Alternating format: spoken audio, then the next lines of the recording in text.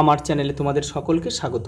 আজ আমরা ক্লাস 4-এর রায় মার্টিন প্রশ্নবিচিত্রা থেকে পরিবেশের দ্বিতীয় পর্যায়ক্রমিক মূল্যায়নের অষ্টম স্কুল সলভ করব।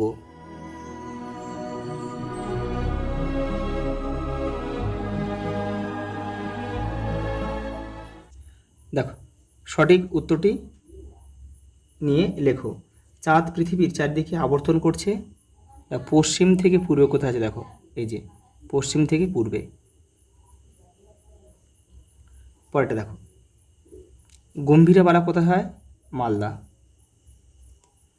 নৌকা চালানোর সময় গাওয়া হয় সারি গান।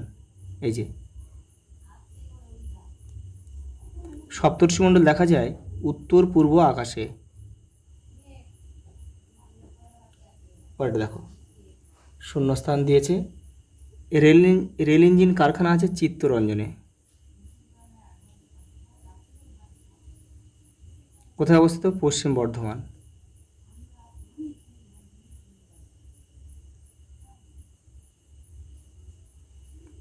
দেখো, বশিষ্ঠের স্ত্রী নাম অরুন্ধতী।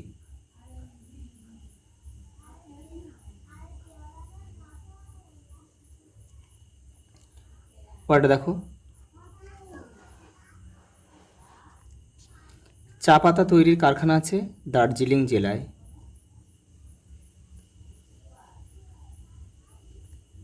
লোহা আবিষ্কার করা হয়, প্রথম আবিষ্কার হয়েছিল কিন্তু উল্কা খণ্ড থেকে। কিন্তু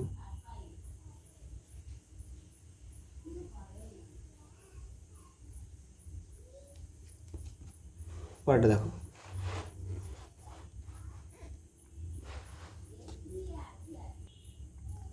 নিচের বাক্যগুলি পড়ে সত্য ও মিথ্যা লেখো। দেখো, ব্রোঞ্জ হলো লোহা ও টিনের মিশ্রণ, এটা কিন্তু মিথ্যা। এটা হবে কি? তামা প্লাস টিন হলে বাক্যটা সঠিক হতো। তামা টিন মিশিয়ে ব্রোঞ্জ তৈরি করা হয়। আর তামা দস্তাতে পিতল। অমাবস্যা তিথিতে আমরা চাঁদকে দেখতে পাই, এটাও কিন্তু মিথ্যা। কারণ কি? ওটা আমরা পূর্ণিমা তিথিতে কিন্তু দেখতে পাই।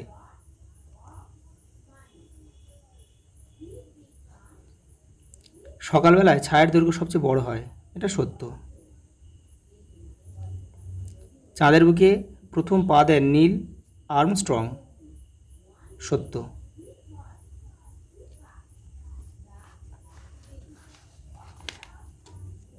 দেখো, একটা স্তম্ভ দিয়েছে, পাটের তন্তু দিয়ে কী হয়? দড়ি, বস্তা, ব্যাগ। তাহলে আমরা এখানে ক লিখব। শান্তিনিকেতনে পৌষ মেলা হয়, এখানে আমরা খ লিখব। এবারের প্রশ্নের দাগ নামাটা এবার উত্তরের পাশে বসিয়ে দিলে হয়ে যাবে। মহাকাশচারী প্রথম প্রাণী লাইকা নামক একটি কুকুর। আর সিল্কের শাড়ি বাঁকুড়ার বিষ্ণুপুর।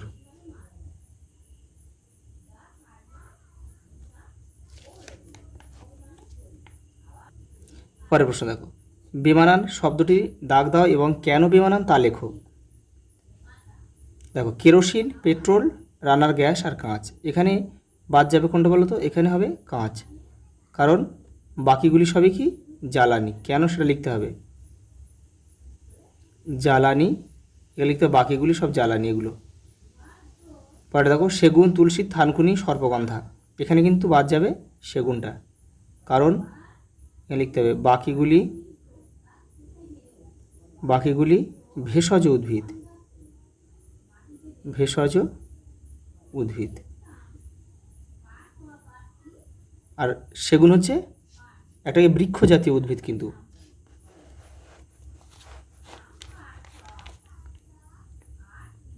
পরেটা দেখো, পৃথিবী, চাঁদ, মঙ্গল, নেপচুন। এখানে বাদ যাবে কি?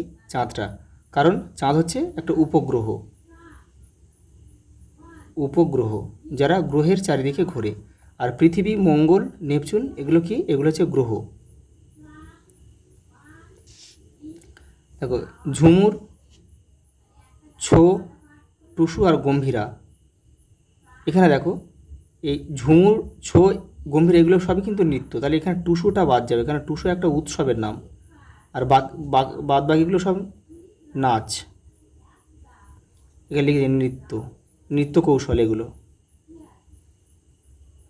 আর টুসুটা একটা উৎসব।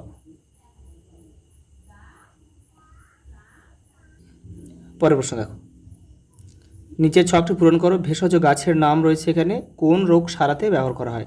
দেখো কুলেখাড়া, কুলেখাড়ার কোন অংশ ব্যবহার করা হয়? পাতা, পাতা বা ডাল সবই লাগে কুলেখাড়ার।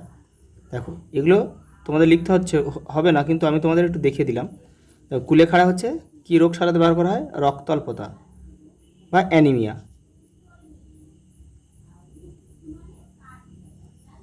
অ্যানিমিয়া, যাদের শরীরে রক্ত কমে গেছে বা হিমোগ্লোবিন যাদের রক্ত কমে গেছে তারা কিন্তু এই কুলেখাড়ার সেদ্ধ করে এর রস কিন্তু খেলে কমে যায়, মানে সেই রোগটা কমে যায় আর কি। দেখো শিংকোনা, শিংকোনার ছাল কিন্তু ব্যবহার করা হয়।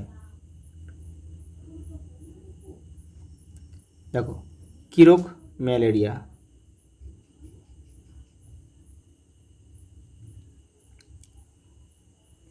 ম্যালেরিয়া রোগের কিন্তু একটা লক্ষণ হচ্ছে কাঁপুনি দিয়ে কিন্তু অত্যাধিক জ্বর আসা। দেখো কালমেঘের পাতা, পাতা কিন্তু ব্যবহার করা হয়। কালমেঘের পাতায় কৃমিনাশক।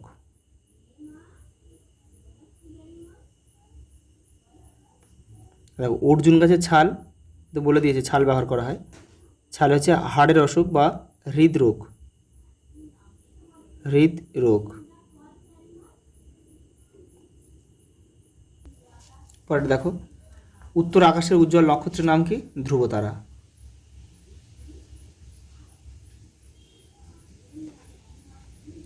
দেখো দূরবীন কি আবিষ্কার করেন? গ্যালিলিও।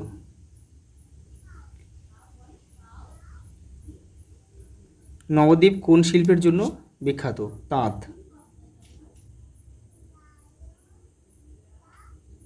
তাঁত শিল্প। মানুষ কুকুরকে কেন পোষ মানিয়েছিল? আত্মরক্ষার জন্য। এবার দেখো, এবার রয়েছে সাপের বিষ কোথায় থাকে? দাঁতের নিচে।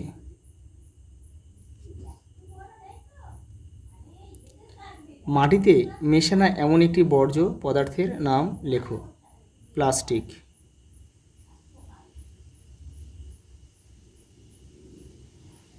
প্লাস্টিক, কাঁচের টুকরো।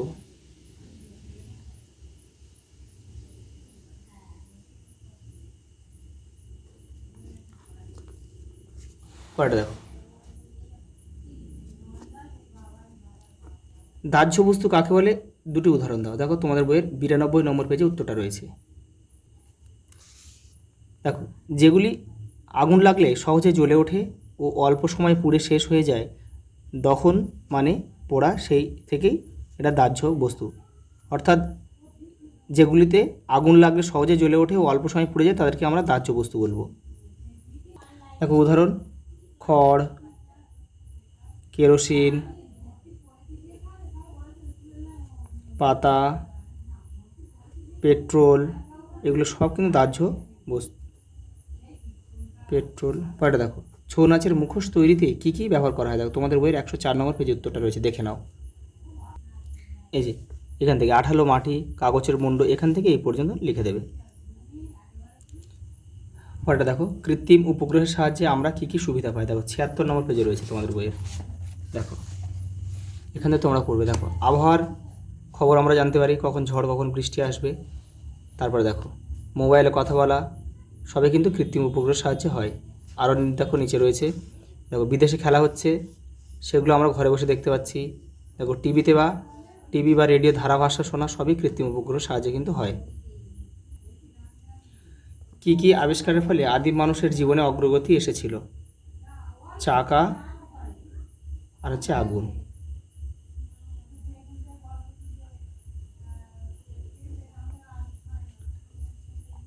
আজ এই পর্যন্ত, দেখা হবে পরের ভিডিওতে।